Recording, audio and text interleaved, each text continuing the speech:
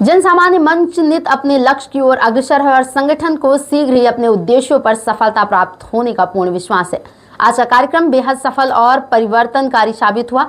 इस अवसर पर राष्ट्रीय अध्यक्ष जुगल किशोर तिवारी की उपस्थिति में लगभग 250 लोगों ने भाग लिया। अधिवेशन में दिल्ली, पंजाब, हरियाणा, मध्य प्रदेश, उत्तर प्रदेश के अवध प्रांत तथा बुंदेलखंड प्रांत से आए भाई बहनों ने सक्रिय सहभागिता दर्ज की। मंच के इस सम्मेलन को संगठन की मजबूती और जन समर्थन का प्रतीक माना जा रहा है। पुस्तिका भी आप सब लोग तक मिलेगी। ये एक उदाहरण है कि किस तरह से राजनीति संसद में करके जो वास्तव में हमारे नायक हैं उनके साथ भेदभाव करके, अगर ऐसे व्यक्ति के साथ भेदभाव किया जा सकता है और सिर्फ वोट के लिए और समाज के विखंडन के लिए, तो आप परिकल्पना कर सकते हैं। ये जो समय है ये तीसरी क्रांति का समय है, क्योंकि हमारी जो राजनीति है, चाहे जो भी पार्टियां हों, सब एक ही रंग में रंग चुकी है। नारे उनके अलग हैं, झंडे अलग हैं, रंग अलग है उनका, पार्टी का नाम अलग है, लेकिन काम सबका है बांटो और राजनीति करो। जितने टुकड़ों में अंग्रेज हमें नहीं बांट पाए, उससे ज्यादा टुकड़ों में इन लोगों को बांट रखा है और हम लोग गृह युद्ध के मुहाने पर हैं।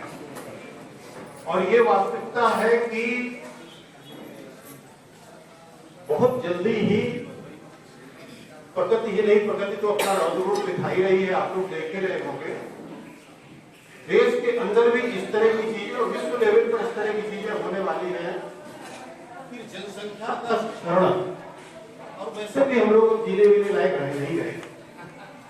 अगर अपने आप से हम प्रश्न करें और गंभीरता से प्रश्न करें कि मेरी क्या प्रासंगिकता है मनुष्य के रूप में, मैंने जो जन्म लिया, जिस अवस्था में, जिस स्थिति में हूं मैं, मेरी प्रासंगिकता क्या है, मेरी उपयोगिता समाज और राष्ट्र और धर्म को छोड़ दीजिए, स्वयं के लिए क्या है। ये संकेत है जो झा साहब ने बताया और इस लेवल पर, इंटरनेशनल लेवल पर स्टडीज हुई है कि 58 करोड़ जनसंख्या ही रह जाएगी, पृथ्वी की इतनी क्षमता है। 140 तो भारत में, ये पूरे विश्व की बात बता रहा, पृथ्वी की बात। ये होना है।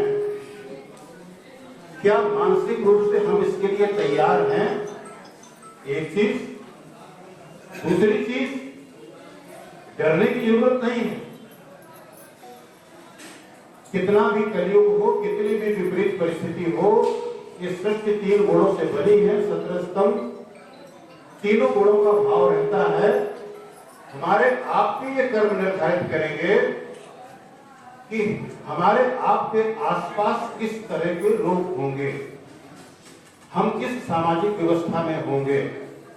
और ये हमेशा से था। सतयुग में भी बड़ी प्रताड़ना हुई, भक्त ध्रुव प्रहलाद वगैरह के बारे में आप सब लोग जानते हैं। विश्वामित्र जी ने कैसे राजा हरिश्चंद्र की सत्य की परीक्षा ली, आप सब जानते हो, सतयुग की बात है। हर युग में चीजें ऐसे होती रही। तो कलयुग में जो विकराल रूप दिख रहा है, हालांकि है इससे भी तगड़ा, और आने वाला समय और भयंकर है, उससे निजात कैसा पाया जाए। और इसके लिए सबसे बड़े दुश्मन है जो जीवकांत जी ने कहा, हमारी धर्म सत्ता और राज सत्ता।